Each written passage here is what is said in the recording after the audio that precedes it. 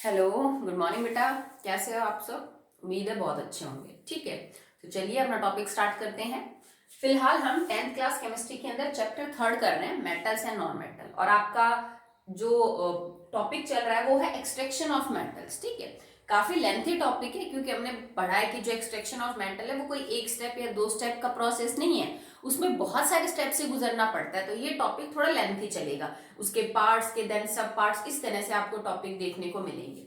तो extraction of metal को हम बोलते हैं metallurgy. Okay, the process of extraction of metal is known as metallurgy. और मेटलर्जी के अंदर डिफरेंट प्रोसेस होते हैं। हमने 5 प्रोसेस कौन कौन से करे थे? Crushing and grinding of ore, then concentration of ore, then reduction of ore into metal oxide, metal oxide का जो फर्दर रिडक्शन करके मेटल में, और उसके बाद रिफाइनिंग। तो मैंने आपको 2 स्टेप जो है वो एक्चुअली हम कर चुके हैं। कौन सा? जो फर्स्ट ए पार्ट था that is crushing and grinding of ore, वो हो चुका है। तो उसके बाद जो सीक्वेंस वाइज सेकेंड स्टेप है वो है कंसंट्रेशन ऑफ ओर, जिसे हम बेनिफेक्शन या फिर ड्रेसिंग ऑफ द ओर बोलते हैं। ठीक है, अब इस सेकंड मेन पॉइंट के अंदर आपके पास अवेलेबल जो मेथड्स है वो कई है, डिपेंडिंग अपॉन ओर कैसी है, मेटल कैसा है, आप कोई भी इनमें से मेथड चूज कर सकते हो। तो कंसंट्रेशन ऑफ ओर जो कि मेटलर्जिकल प्रोसेस में सेकंड सीक्वेंस है, ठीक है, स्टेप्स की, उसमें हम 2 मेथड ऑलरेडी पढ़ चुके हैं, हैंड पिकिंग और हाइड्रोलिक वॉशिंग। इनसे आप इंप्योरिटीज को कैसे कम कर सकते हो ओर के अंदर। ओके, अब हम थर्ड पढ़ेंगे, that is important, that is froth flotation process. ठीक है, इसी के अंदर थर्ड पॉइंट है। तो फ्रोथ फ्लोटेशन क्या होता है बेटा? फ्रोथ का मतलब होता है झाग, और फ्लोटेशन मतलब फ्लोट से आया है, तैरना। ठीक है, तो वहां इसके प्रोसेस के अंदर जो चीजें होती है ना, उससे इसका नाम पड़ा है फ्रोथ फ्लोटेशन प्रोसेस। एक चीज जो आपको इसमें ध्यान रखनी है वो ये है, it is used for sulfide ores। ये टेक्निक आपको सिर्फ तब यूज करनी है if you have sulphide ore. जैसे मान लो मेरे पास हेमेटाइट मैग्नेटाइट है, Fe2O3 Fe3O4, मेरे पास बॉक्साइट है Al2O3.2H2O, तो आप इस प्रोसेस को नहीं करेंगे। ठीक है, ये प्रोसेस यूज ही तब होगा अगर आपकी ओर सल्फाइड है, मतलब उस ओर के अंदर S2 नेगेटिव आयन मौजूद है, जिसको हम सल्फाइड आयन बोलते हैं। ये किसी भी दूसरी ओर के लिए काम नहीं करते। अगर आपके पास हाइड्रोक्साइड, कार्बोनेट, ऑक्साइड इस तरह की कोई और है तो फिर ये चीज काम नहीं करेगी। तो हम किन किन के लिए इस प्रोसेस को यूज कर लेंगे? फॉर एग्जाम्पल ZnS, इसको हम जिंक ब्लेंड भी बोलते हैं, this is also known as zinc blende. ये एक और होती है जिंक की, that is known as zinc blende. एक आपके पास PbS है जिसे हम गलीना बोलते हैं। ठीक है, क्योंकि देखो ये भी सल्फाइड और है, इसमें भी सल्फाइड है, यहाँ पे भी S2 नेगेटिव है और यहाँ पे भी S2 नेगेटिव है।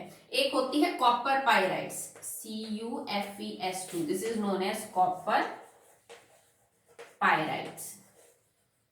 एक आयरन पाइराइड्स भी होती है, दैट इज FeS2। ठीक है, iron पाइराइड्स is FeS2।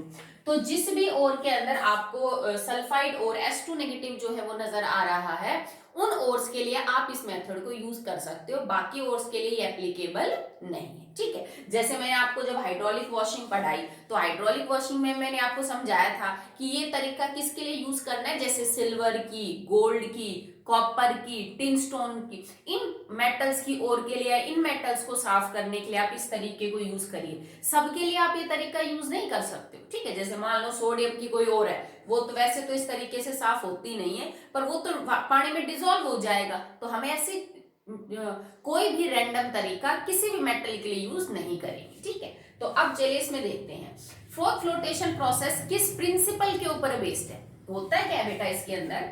It is based upon the preferential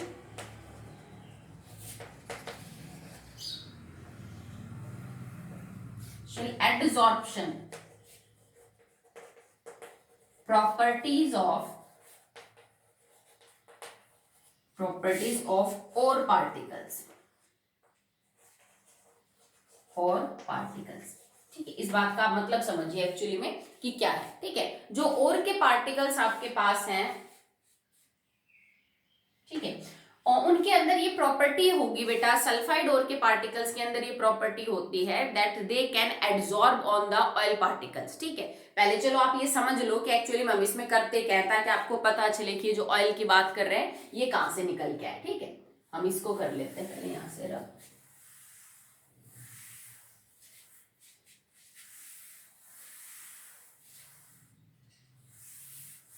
ठीक है, होता क्या है ना बेटा इस प्रोसेस के अंदर कि एक बड़ा सा टैंक होता है जिसके अंदर आपने एक तो उस ओर को डाला है जिसको आपने हैंड पिकिंग या फिर अगर आप यूज कर रहे हो जैसे ये हाइड्रोलिक वॉशिंग वगैरह जो भी है, आपने क्रश ग्राइंड करके यहाँ पे ओर को डाला हुआ है पाउडर फॉर्म में, और पाउडर है। ठीक है, आपने इसके अंदर वाटर मिक्स किया, प्लस में इसके अंदर ऑयल मिक्स कर रखा है, जैसे पाइन ऑयल ले लिया, यूकेलिप्टस ऑयल ले लिया, आपने तेल लिया, पानी है और का पाउडर है, और आपने इन तीनों को बहुत अच्छे से मिक्स कर रखा है। आप ऊपर से एक पाइप से कंप्रेस्ड एयर डाल दीजिए। कंप्रेस्ड एयर क्या काम करेगी? कंप्रेस्ड एयर का मतलब है जिस हवा को आपने बहुत ज्यादा हाई प्रेशर के ऊपर जो है वो क्या कर रखा है बेटा, सेट कर रखा है, और अब इतनी हाई प्रेशर की जो एयर है उसको आप इस टैंक के अंदर डाल रहे हो, जिस टैंक के अंदर पानी, तेल और के पार्टिकल्स जो है मौजूद है। तो इतनी प्रेशर के साथ, कंप्रेस्ड एयर हाई प्रेशर के साथ जब हवा इस टैंक में डाली जाएगी तो हवा सारे सॉल्यूशन को आपस में मिक्स कर देगी, हर चीज को मिक्स कर देगी, और के पार्टिकल, वाटर के पार्टिकल, पाइन ऑयल, सब कुछ जो है वो आपस में मिक्स हो जाएगा। अब देखो, तुमने तेल भी डाला है, तुमने पानी भी डाला है, तुमने और भी पार्टिकल डाले हैं। ये तरीका सिर्फ सल्फाइड ओर के लिए इसलिए काम कर। So what is the principle of this process? तो जो हमने पॉइंट अभी लिखा हुआ है, based upon the preferential adsorption properties of the particles. तो इसमें क्या होता है बेटा कि जो सल्फाइड ओर के पार्टिकल्स हैं, सल्फाइड और पार्टिकल्स, ठीक है, गेट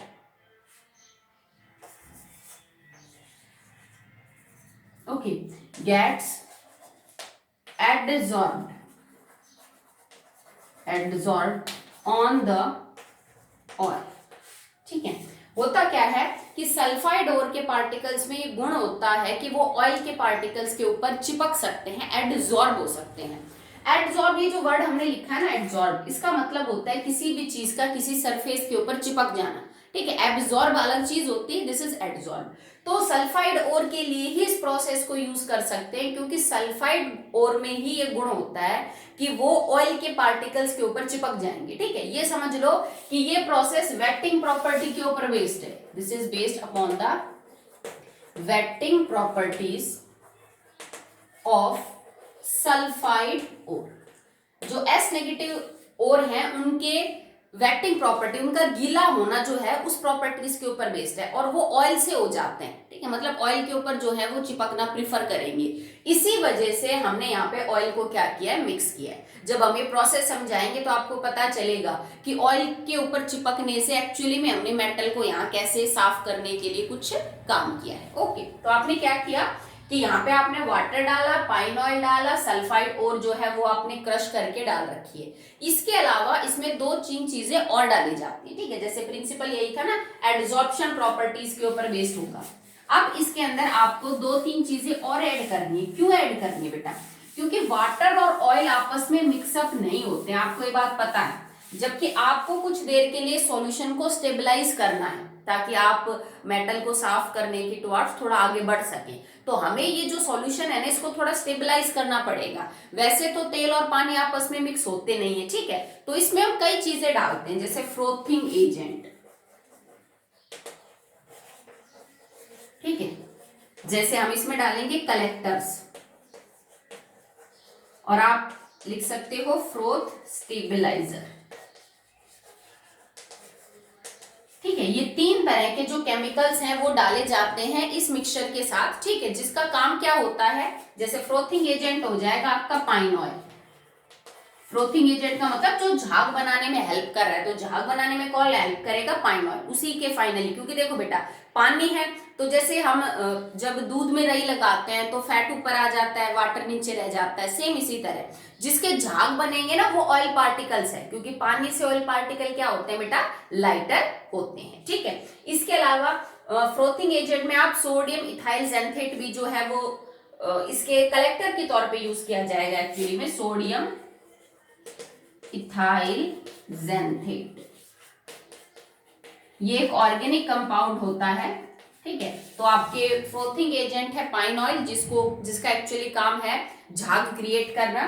कलेक्टर्स का काम क्या होता है? कलेक्टर्स का काम होता है सल्फाइड ऑयल की जो वेटेबिलिटी है उसको बढ़ाना, मतलब ये ऑयल के ऊपर चिपकना एनहेंस करेंगे, enhance the waiting property of ores. ठीक है, हमें पता है कि सल्फाइड ओर के अंदर ये गुण है कि वो ऑयल के ऊपर एब्जॉर्ब हो सकती है, पर अगर आप ये कंपाउंड डाल दोगे ना कलेक्टर्स, तो उनकी इस प्रॉपर्टी में एनहेंसमेंट हो जाता है, बढ़ोतरी हो जाती है। जैसे हमें कैटलिस्ट का काम पता है ना कि रिएक्शन तो हो ही जाएगी, बट कैटलिस्ट लोगे तो स्पीड से हो जाएगी। तो सेम चीज है कि एब्जॉर्ब तो होते हैं सल्फाइड ओर के पार्टिकल्स ऑयल के ऊपर, पर इनको डालने से ये प्रॉपर्टी और ज्यादा निखर के आती है, तो हमें अच्छी यील्ड मिलेगी। ठीक, थर्ड अगला है आपके पास दैट इज फ्रोथ स्टेबलाइजर। अब फ्रोथ स्टेबलाइजर क्या होते हैं बेटा? ये जो झाग बने ना उसको स्टेबल करके रखेंगे, मतलब नीचे जल्दी से बैठने नहीं देंगे। और ये कौन हो सकते हैं? क्रीसोल और एनिलीन, ये भी दो ऑर्गेनिक कंपाउंड है, क्रीसोल एंड एनिलीन। तो फ्रोथ स्टेबलाइजर का काम है झाग को कुछ टाइम के लिए रोक के रखना, क्योंकि अक्सर तुमने देखा होगा जैसे मान लीजिए हमने कोई डिटर्जेंट पानी में घोला तो कुछ देर तक तो अच्छे झाग होते हैं, पर अगर आप उस चीज को अनडिस्टर्ब छोड़ दो तो वो झाग थोड़ी देर बाद अपने आप सेटल डाउन हो जाते हैं। ठीक है, हम नहीं चाहते हैं कि झाग इतनी जल्दी सेटल डाउन हो जाए, तो हमें कुछ ऐसा केमिकल डालना है जो इन झाग्स को कुछ टाइम के लिए मेंटेन करके रखे। तो उनको हमने किसका नाम दिया बेटा? Froth stabilisers. ठीक है, तो आपको करना क्या है, इसके अंदर और सल्फाइड ओर का चूरा, उसके बाद पानी और पाइन ऑयल मिलाना है। पाइन ऑयल फ्रोथिंग एजेंट का काम करेगा जिसके झाग बढ़ेंगे। इन ऑयल के ऊपर सल्फाइड ओर को चिपकने के लिए जो हेल्प करेगा वो सोडियम इथाइल जेंथेट है, जिसको हमने कलेक्टर का नाम दिया है। और इन झागों को कुछ टाइम के लिए मेंटेन करके रखेगा, सेटल डाउन नहीं होने देगा। कौन?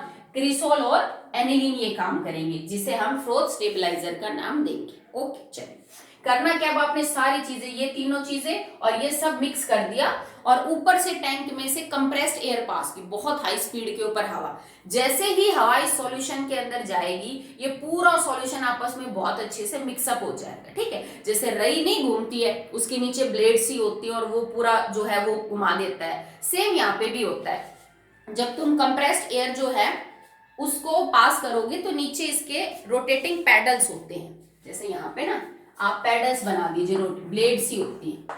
तो जब कंप्रेस एयर इस पाइप से इसके ऊपर गिरेगी तो ये ब्लेड्स बहुत तेजी से घूमेंगी और ये फिर पूरे सॉल्यूशन को अच्छे से थोरोली क्या कर देती है बेटा? मिक्स कर देती है। बिल्कुल सेम काम है जो आपके घर में आप रई या मखनी से जो करते हैं।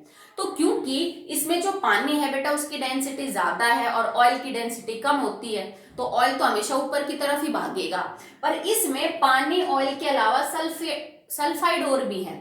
और सल्फाइड ओर में ये गुण है कि वो तेल के पार्टिकल के ऊपर चिपक सकती है। अगर वो तेल के पार्टिकल के ऊपर चिपक जाएगी तो जब तेल ऊपर उठेगा, तेल के जब झाग बन के वो ऊपर उठेगा इस सॉल्यूशन में, तो सल्फाइड ओर को अपने साथ चिपका के ऊपर लेके जाएगा। जैसे हम घर में मक्खन निकालते तो मक्खन के झाग ऊपर चले जाते हैं, पानी नीचे रह जाता है। तो इस पूरे सॉल्यूशन को जब हम बहुत तेजी से घुमाएंगे तो जो झाग निकलेंगे तेल के, वो झाग अपने ऊपर क्या चिपका के ले जाएंगे बेटा? सल्फाइड ओर के पार्टिकल्स को चिपका के ले जाएंगे। ठीक है, जो भी हैवी इंप्योरिटीज है, जो भारी इंप्योरिटीज है भाई, जैसे तेल से जिसकी डेंसिटी कम है वो नीचे रह जाएगी, क्योंकि ऑयल के ऊपर चिपकने का गुण तो सल्फाइड ओर का है। जितनी भी इंप्योरिटीज, अगर कोई वाटर सॉल्युबल है तो पानी से भी भारी है, तेल से भी भारी है, तो वो नीचे बॉटम में बैठी हुई मिलेंगी आपको। ठीक है, सिर्फ ऊपर कौन जाएगा? जो सल्फाइड ओर का पार्टिकल होगा, क्योंकि वही तेल के ऊपर चिपक सकता है। ठीक है, अब आपको क्या करना है? अब मम्मी घर पे क्या करती है कि मक्खन को हाथ से या किसी चम्मच से ऊपर से निकाल लेती है, फिर दोबारा से रई को घुमाती है, फिर मक्खन आता है, फिर उसको बाहर निकाल लेती है। ऐसा प्रोसेस आपको 3 4 5 बार रिपीट करना है, ठीक है। एक बार झाग आए, आप उन झाग्स को हटा के एक साइड एक कंटेनर में इकट्ठा कर लो, फिर दोबारा से घुमाओ पैडल्स को, फिर झाग उठेंगे, फिर आप उनको इकट्ठा कर लो। ऐसे आप प्रोसेस को 4 5 बार रिपीट करते रहिए या फिर ज्यादा बार, जब तक वो आपको लगे कि अब सॉल्यूशन में झाग उठना बंद हो गए। मतलब क्या हुआ कि जितना भी ऑयल था वो झाग के फॉर्म में बाहर आ चुका है। भाई जैसे हम घर में करते हैं कि जब लगे कि रई बार बार घुमाने पे भी मक्खन ऊपर नहीं आ रहा, मतलब इसके अंदर जितना था वो आ चुका है, ठीक है। तो आप इस प्रोसेस को बार बार रिपीट करते रहिए। और जो झाग आपने इकट्ठे किए हैं उनमें हो सकता है कुछ इंप्योरिटी अभी भी हो, बट उनके अंदर जो सल्फाइड ओर के पार्टिकल्स हैं वो मौजूद हैं, ठीक है। तो आपने कई ऐसी इंप्योरिटीज जो पानी से भारी थी, ठीक है, जो वाटर सॉल्युबल थी, वो सारी बॉटम में आपको मिल जाएंगी और आपको सिर्फ झाग निकाल के उनको क्या करना है बेटा, अलग करना है। अब इस झाग को आप आगे प्रोसेस करोगे और इसमें से सल्फाइड ओर को जो है वो बाहर निकालने की कोशिश करोगे। अभी ये उतना प्योर नहीं है कि आपका 99% प्योर मिल गया, पर हमने काफी इंप्योरिटीज तो दूर कर दी ना। जो इंप्योरिटीज थी वो तो टैंक में ही रहेगी, जो आपका ऊपर गया है वो क्या गया बेटा, सल्फाइड ओर के पार्टिकल्स। ओके, चलिए।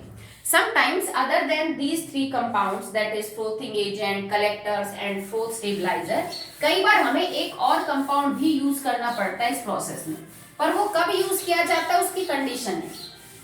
अगर आपको लगे कि आपकी ओर के अंदर एक्चुअली में एक सल्फाइड ओर नहीं, दो सल्फाइड ओर है, तो बेटा उन 2 सल्फाइड ओर को अगर आप सेपरेट आउट करना चाहते हैं तो आपको एक चीज एक्स्ट्रा यूज करनी पड़ेगी, दैट इज डिप्रेसेंट। डिप्रेसेंट्स कब यूज किया जाता है, when you have mixture of 2 sulphide ores. क्योंकि कई बार ना कुछ और सल्फाइड आपस में एक दूसरे के साथ कॉम्बिनेशन में मिल जाती है, जैसे ZnS है, ZnS के साथ अक्सर PbS और PbS के साथ अक्सर ZnS मिल जाता है। और अगर आपने ओर का पाउडर बना के फ्रोथ फ्लोटेशन किया तो मतलब देखो दोनों ही सल्फाइड ओर है तो दोनों ही तेल के ऊपर चिपक जाएंगे। और मान लो तुम्हें PbS को साफ करना है तो ZnS खाम का साथ आ जाएगा, या आपको ZnS चाहिए तो PbS खाम का साथ आ जाएगा, क्योंकि दोनों सल्फाइड ओर में गुण है ना बेटा तेल के ऊपर तो चिपकने का। तो अगर सिचुएशन कुछ यूं हो कि आपको 2 सल्फाइड ओर में से कोई एक साफ करनी हो, भाई आपके जो ओर निकली ना उनमें 2 सल्फाइड ओर है, उनमें से आप चाहते हो बस एक मेरे को निकले, तो हम अलग से कुछ केमिकल्स ऐड करते हैं जिनको हम डिप्रेसेंट बोलते हैं। डिप्रेसेंट का काम क्या होता है, इन दोनों में से किसी एक के साथ रिएक्ट करना और उसको झाग बनने से रोकना। अगर डिप्रेसेंट वाला कंपाउंड तुम्हारे इनमें से किसी एक ओर के साथ रिएक्शन कर गया तो वो उसको झाग में नहीं जाने देगा, ठीक है, और झाग सिर्फ एक ओर के ही बनेगी, ठीक है। जैसे मान लो सोडियम साइनाइड डिप्रेसेंट का काम कर सकता है अगर तुम्हारे पास ZnS और PbS है। क्यों कर सकता है, क्योंकि NaCN जो है ना वो ZnS के साथ रिएक्ट करेगा और क्या बना लेगा, Na2ZnCN4, ये कोऑर्डिनेशन कंपाउंड है, ठीक है। अगर आपको ZnS और PbS के मिक्सचर को सेपरेट करना है तो डिप्रेसेंट सोडियम साइनाइड हो सकता है। क्यों, क्योंकि सोडियम साइनाइड जिंक सल्फाइड के साथ रिएक्ट करके कंपाउंड बना लेता है, ये कोऑर्डिनेशन कंपाउंड जिसे आप कॉम्प्लेक्स सॉल्ट भी बोलते हो। तो इसका मतलब अब जिंक सल्फाइड तो जिंक सल्फाइड रहा ही नहीं, तो ये तो झाग बढ़ाएगा नहीं। अब झाग सिर्फ किसके बनेंगे, दैट इज PbS के, ठीक है। तो इस प्रॉब्लम को सॉर्ट आउट किया जा सकता है if you have 2 sulphide ores, ठीक है। आई होप आपको समझ आया होगा, ठीक है। इसका मेन सिद्धांत यही है बेटा कि सल्फाइड और ऑयल के ऊपर चिपक सकती है, ठीक है, तभी हम सिर्फ सल्फाइड ओर के लिए तरीका यूज करेंगे। ऑक्साइड, हाइड्रोक्साइड, कार्बोनेट में ये गुण नहीं होता तो वो ऑयल के ऊपर नहीं चिपकेंगी, तो हम इस चीज को यूज नहीं कर सकते, ठीक है। तो किन किन के लिए यूज कर सकते हैं, only for the sulphide like copper pyrites, zinc sulphide, lead sulphide, इनके लिए इस तरीके को यूज करेंगे, बाकी ओर्स के लिए नहीं करेंगे, ठीक है। तो 3 हो चुके हमारे कंसंट्रेशन ऑफ ओर के अंदर, hydraulic washing, hand picking and this one is froth flotation process. अब नेक्स्ट देखिए बेटा, now the next method is method number 4, it is magnetic separation method, ठीक है। तो नाम से ही पता चल रहा है मैग्नेटिक मतलब हम यहाँ पे मैग्नेट यूज करेंगे, ठीक है। तो मैग्नेटिक सेपरेशन मेथड के अंदर कंडीशन क्या है, आइदर योर ओर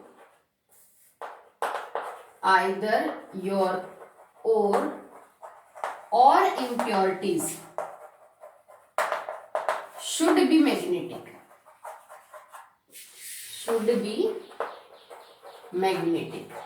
मतलब दोनों में से किसी एक का मैग्नेटिक होना जरूरी है, या तो ओर के पार्टिकल्स मैग्नेटिक होने चाहिए या उसमें मौजूद कोई इंप्योरिटी मैग्नेटिक होनी चाहिए। तो आप ये तरीका यूज करो। अगर दोनों में से कोई भी बात नहीं है कि ना तो ओर के पार्टिकल्स मैग्नेटिक है ना ही इंप्योरिटीज मैग्नेटिक है, तो आप इस प्रोसेस को छोड़ दो, फिर ये आपके किसी काम का नहीं। ओके, हम यहाँ पे मैग्नेट को यूज करेंगे इंप्योरिटीज या मेटल को सेपरेट करने में। अगर ओर मैग्नेटिक है तो मैग्नेट के पार्टिकल्स जो है ओर को अट्रैक्ट कर लेंगे अपनी तरफ। अगर इंप्योरिटीज मैग्नेटिक है, ओर मैग्नेटिक नहीं है, तो ओर में से इंप्योरिटीज को अट्रैक्ट कर लेगा कौन, मैग्नेट। दोनों ही तरीकों से आपकी जो ओर है वो क्या हो जाएगी बेटा, साफ। तो सिंपल है, या तो ओर या तो इंप्योरिटी, दोनों में से एक का मैग्नेटिक होना कंपलसरी है। ठीक है, तो इस टेक्निक को हम किस किस ओर के लिए यूज करते हैं। एक और बात बेटा, कोई भी मेथड किस किस ओर के लिए यूज किया जाता है, दैट इज मोस्ट इंपॉर्टेंट।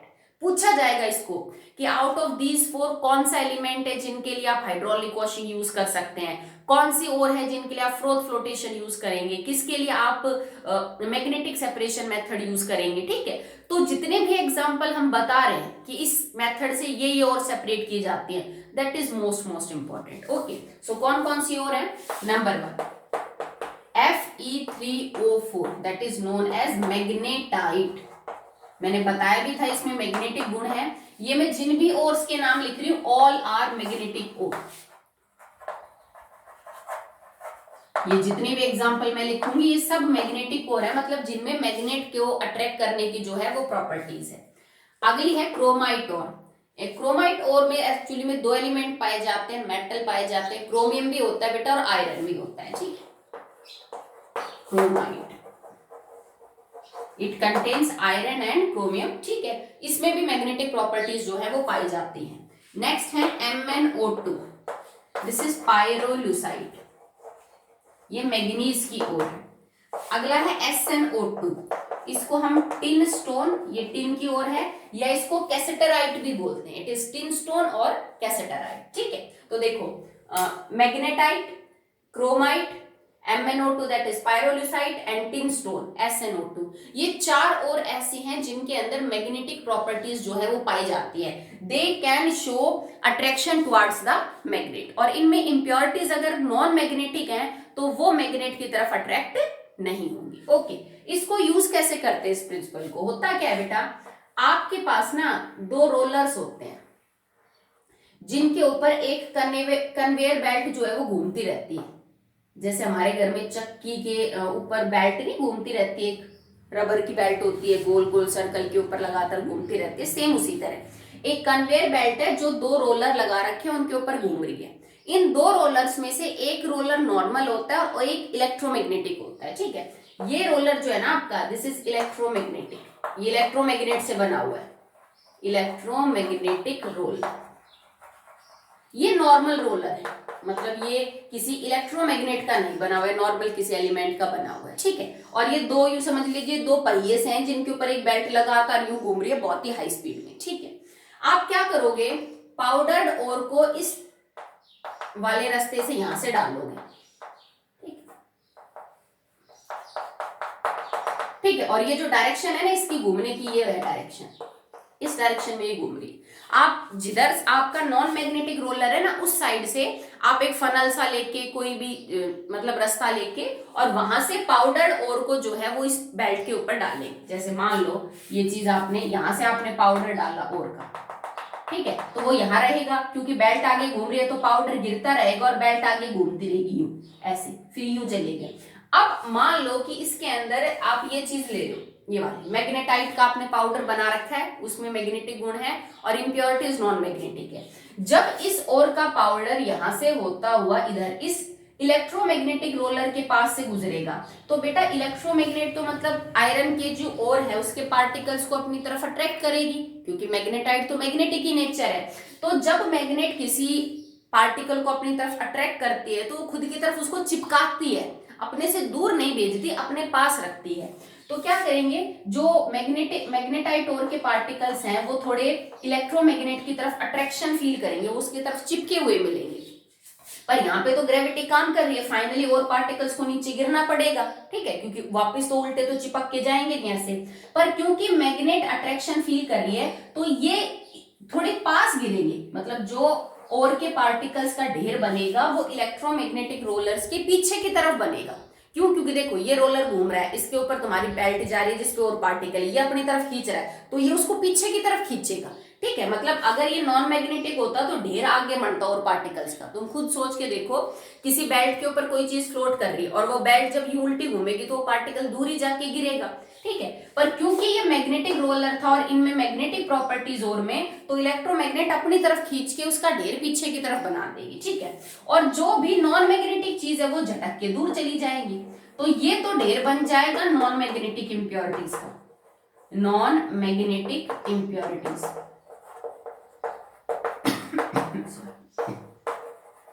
और ये आपकी मैग्नेटिक ओर्स का ढेर बन जाएगा। मैंने ये केस माना है कि जो मेरी ओर थी वो मैग्नेटिक थी, इंप्योरिटीज नॉन मैग्नेटिक थी। अगर उल्टा हो जाता कि ओर के पार्टिकल तो नॉन मैग्नेटिक होते और इंप्योरिटीज मैग्नेटिक होती, तो इंप्योरिटीज का ढेर इधर बनता और ओर का ढेर इधर बनता। पर जिसमें भी मैग्नेटिक गुण है वो थोड़ा पीछे की तरफ बढ़ाएगा ढेर इलेक्ट्रोमैग्नेट की तरफ, क्योंकि अट्रैक्शन फील करेगा। जो भी नॉन मैग्नेटिक है वो इलेक्ट्रोमैग्नेट से थोड़ा दूर की तरफ जो है वो बेटा क्या बनाएगा, ढेर बनाएगा। डायरेक्शन ये है कि आपका रोलर जो है वो यू मूव कर रहा है, तो इससे तुमने मैग्नेटिक और नॉन मैग्नेटिक पार्टिकल्स को अलग अलग कर दिया।